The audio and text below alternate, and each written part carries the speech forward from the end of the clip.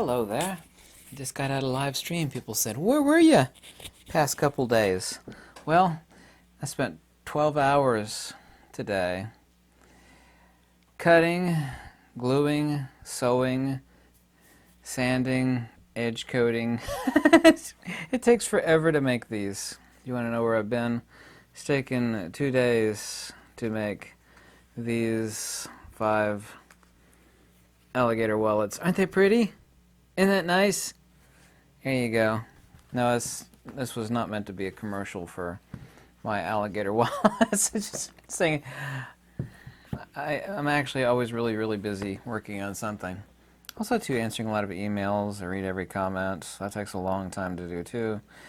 I love reading the comments. Sometimes I actually get inspired by some of the things that people say in the comments.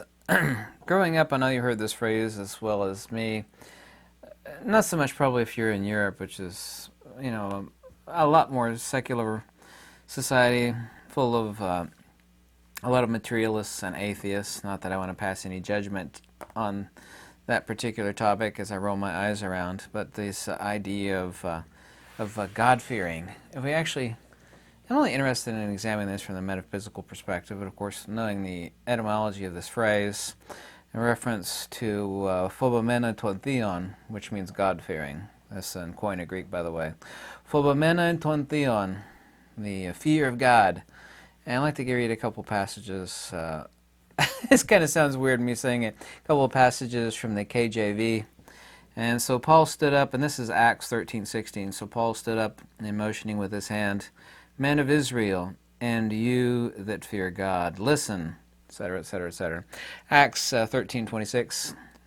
"Brethren, son of the family of Abraham, and those among you that fear God," once again, "phobomenlai ton theon," to us who has been sent the message of this salvation. Anyway, this class of people, and it is a class of people versus just talking about Jews or Gentiles, as a reference to a class, and this is what is also too agreed upon, and I certainly agree. It existed between the 1st and 3rd century CE, so we're actually talking about Christians, and I'm not going after Christians in this at all. I'm actually interested in a metaphysical perspective of what is being said here. I don't care what anybody believes in. That's none of my business, but it is said that there's a class of Gentile sympathizers to Hellenistic Judaism that exists in the Greco-Roman world, which observed certain rites, rituals, and traditions, and I am completely, by the way, against rites and rituals, because these things are antithetical to wisdom and understanding, without being full converts. In other words, these people that lived in fear were not converts, and the converts themselves were not taught to live in fear. So, but that is especially here in the United States, North America, certain parts of Europe and Deutschland too, because the Quakers and not the Mennonites, but the Amish. There's the word I was looking for. They have this idea of God-fearing, and this first started in the 1st to 3rd century CE. Anyway. Fear, of course, has many different meanings, depends on the context which is used. Of course, conventionally can mean not just fear in the general sense of being afraid. However, this is how it is used both connotatively and denotatively now for, well, many, many, many countless hundreds of years. You easily say 1,000 years. Have also too profound reverence and all, as they say, for the Almighty. Or having full respect and adoration. It is, of course, generally the case that since these are not converts, but adherents to a belief, and I'm not interested in belief systems of any kind, I was just discussing this from a metaphysical perspective. A couple people asked me to ask about this since we were talking about metaphysics in a live chat stream last week. People wanted me to discuss this. That people, of course, fear what they don't understand. Like anybody that's new to a new type of skill or a new type of machine, They're afraid of it because they don't know how it works, they don't know anything about it, they know that it does things, and they know that it's something that could be dangerous. This is true of ignorant people in general. There are people that are afraid of certain tools, like, oh, I'm afraid of that. And you can't discuss this word on social media, at least not this social media anyway. People have a fear of a certain tool. I think you know which tool I'm talking about. It's like, fools fear a tool. The wise only fear a fool with a tool. So people have fear of something inanimate that's a tool just laying there. I mean, it's never going to jump up and bite you, yet there are just countless millions of people on one specific tool. I'll let you guess what that tool is, pew pew. They're afraid of an inanimate object. And that sort of class of fear. And but belief systems engender this, if we actually postulate, i.e. the superimposition of being, which cannot be said of the absolute, because being is a complexity, is a consubstantial construct, just as life is a consubstantial construct between matter and spirit, that we would think that the absolute is a sentient being. And if you believe that, I couldn't care less. That's all fine and well. Don't care what anybody believes. Then if you posit that, then you have a lesser, not an anti-intelligentsia, but you have people that, well, if there's a being up there and sentient, then I'm worried about pleasing him or her, it or whatever. So you have fear towards this phobomene ton theon, what we call God-fearers, fear of those who have great fear of the absolute. But of course, this can't be anything other fundamentally, from the standpoint of wisdom and logic and true metaphysics, complete absurdity. And whether that's a belief you have or not is none of my concern, but we are not to be afraid of the absolute.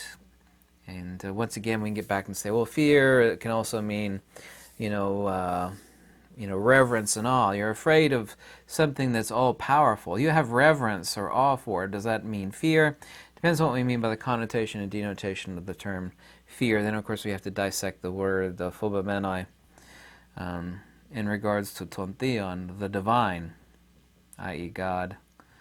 And I ask your question on this, and maybe you can leave a comment on what you think, since you yourself, especially if you're an American, you've spent your whole life hearing that rather ridiculous and absurd phrase, God-fearing.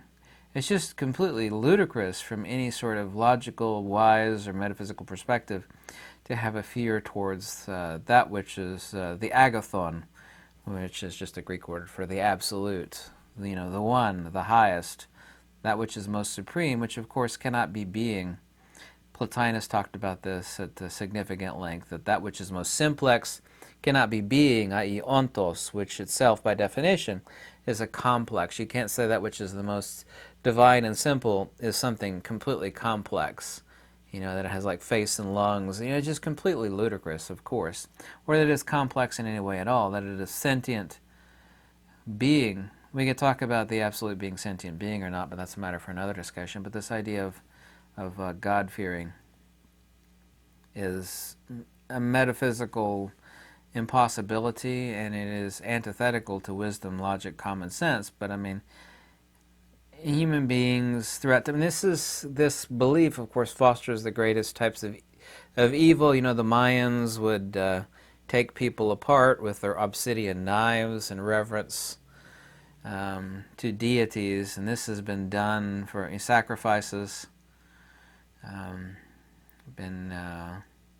don't want to get into any sort of details at all, but I mean, this has existed all across the world, where people will do heinous things in reverence to what they think is some sort of sentient being, sitting on a throne looking down, waiting for, somebody to do the highest reverence. And what the Mayans did and what has been done on altars, not just in Mesoamerica, but all over the world for countless.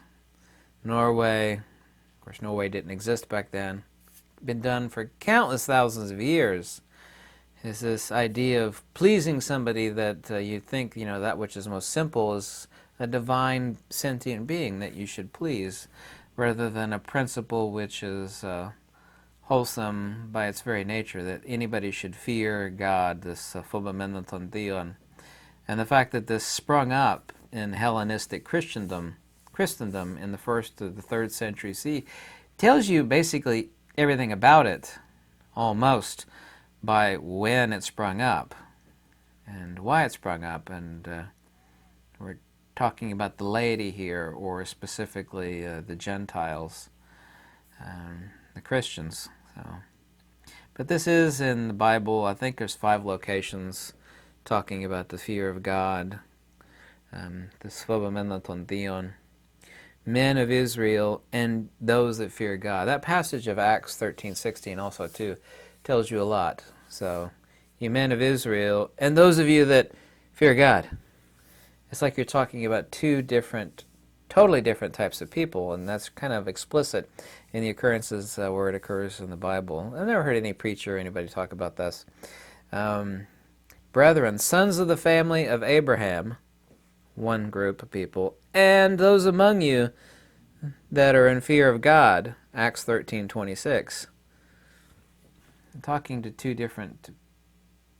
totally different groups of people that see things not necessarily totally different, but one has this anthropomorphization of the absolute.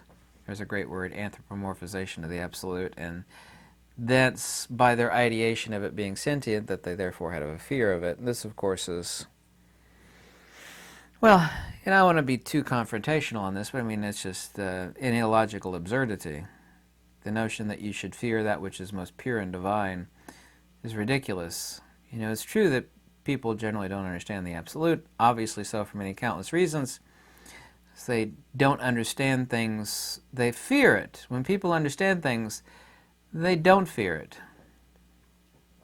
And, you know, this is true. This is why wisdom is paramount.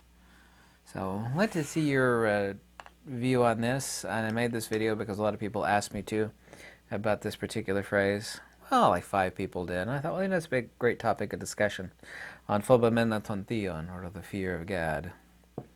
The phrase always made me laugh, personally, because it's just so completely ludicrous, beyond, you know, the pale. Beyond pale of ludicrous, but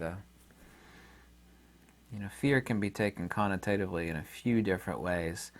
In Old English, especially, not in modern English. Fear, of course, in modern connotation and denotation, you know, is rather quite explicit. You know, you're afraid and you have apprehension about something that you don't understand. People fear things that they don't understand at all. Oh my God, I should fear it. It's like people are afraid of tools, inanimate objects. Like, I'm so afraid of... Some people have, like, unnatural fear of knives. It's like, you know, it's just a kitchen knife laying right there. Yeah, I'm afraid of it. It's got a sharp edge on it and it could cut me. It's like, well, if you know how to hold it, we should grip it by the base there, which is called the handle, and you use it to cut your steak up or something. You know, there's nothing to fear. Yeah, I'm afraid of knives. It's like, well, it's irrational. And it's because you don't understand something. And people fear it. Some people are not afraid of computers literally, but they're afraid of them, and they'll like talk to their inanimate devices. Because most people, I used to build computers. I know some people, and I've seen them do it, they'll talk to their computer. Oh, please bring my data back. I know you lost my data. Oh, please, computer. I know many of you probably seen that before. They're sitting there talking to their computer because their computer like partially crashed and it lost their data. Oh, please, Mr. Computer, not now. This data is really important to me. It's like, yeah, it's just a bunch of RAM chips and a hard drive or a solid state drive and a bunch of circuit, a main board. There's nothing in there that cares what you say to it. You know, we're not talking about cybernetic organisms here like the movie Terminator, so. That old saying, there's nothing to fear but fear itself. How's that go again? Yeah, that is how it goes. Anyway, wanted your opinion and input on that one. Thanks so much for watching. Sorry I've been so busy lately, but you can see what I've been busy doing. Alligator wallets. These take forever to make, by the way. Thank you so much for watching. Goodbye.